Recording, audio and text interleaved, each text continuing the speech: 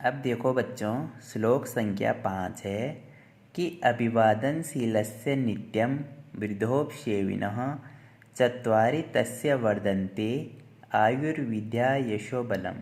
अर्थात क्या कहा गया है 5वें श्लोक में कि अभिवादन करने वाले और प्रतिदिन बूढ़ों की सेवा करने की आयु, विद्या, यश और बल चारों बढ़ते रहते हैं। अर्थात 5वें श्लोक में कहा गया है कि जो माता पिता और अपने गुरुओं, विद्वानों, बूढ़ों को जो नमस्कार करते हैं, अर्थात उनके पैर छूते हैं, और जो प्रतिदिन बूढ़े आदमियों या बड़ों की सेवा करते हैं, उनकी आयु, विद्या, यश और बल, ये 4 गुण बढ़ते हैं। ठीक है। फिर देखो बच्चों, 6वां श्लोक है सर्वलक्षणहीनो अपि यो सदाचारवानं नरः श्रद्ध दधानोऽय सुयश्च शतं वर्षाणि जीवति।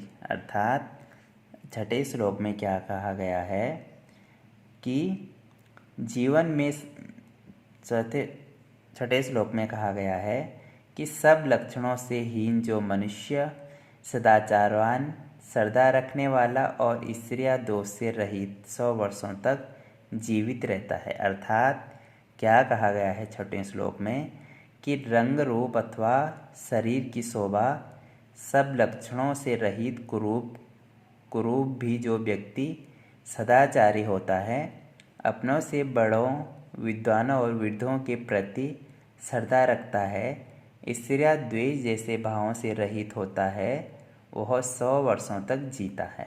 ठीक है। कहने का मतलब ये है कि जो व्यक्ति सदाचारी रहता है, श्रद्धावान रहता है और जो क्या करता है, किसी को देख के चिढ़ता नहीं है, ऐसे लोग क्या करते हैं, उनकी आयु, वो लोग 100 वर्षों तक जीवित रहते हैं। उनकी आयु क्या है, 100 से भी ज़्यादा वर्षों तक उनकी आयु बढ़ती रहती है। ठीक है। देखो बच्चों, फिर उसके बाद 7वां श्लोक है।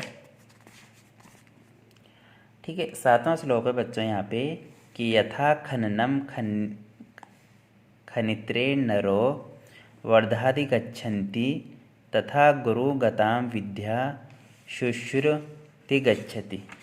अर्थात क्या कहा गया है, 7वें श्लोक में कहा गया है कि जिस प्रकार कुदाल से खोदता हुआ मनुष्य जल को प्राप्त करता है, जिस प्रकार मनुष्य क्या करता है, कुदाल से जमीन को खोदता हुआ और फिर उसे जल प्राप्त होता है, उसी प्रकार से सेवापरायण गुरु द्वारा प्राप्त की गई विद्या को प्राप्त करता है।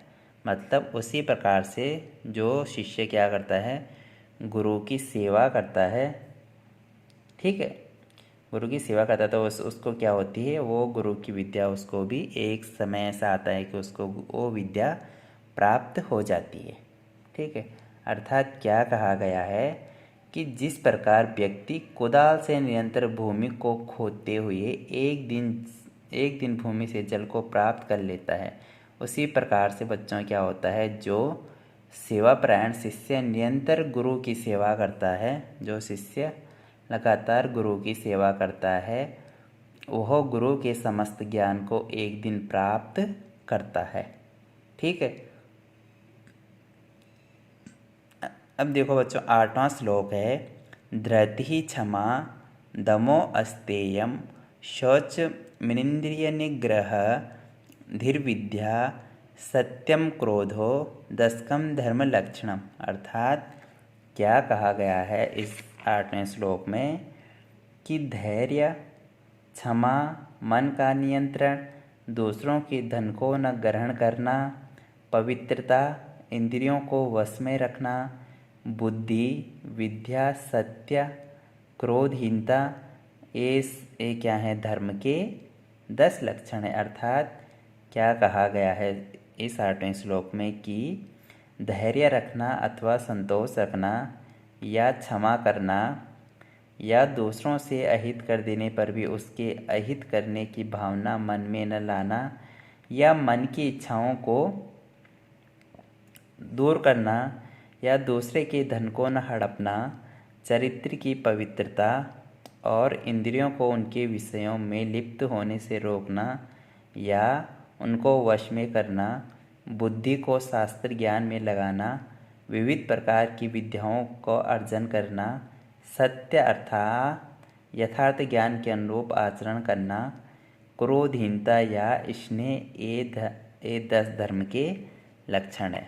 मतलब 8वें श्लोक में इन्होंने क्या बताया है, जो धर्म के जो 10 लक्षण रहते हैं उनको इन्होंने 8वें श्लोक में बताया है। ठीक है, तो इस प्रकार से हमारा ये पाठ यहाँ पे ख़त्म हो जाता है।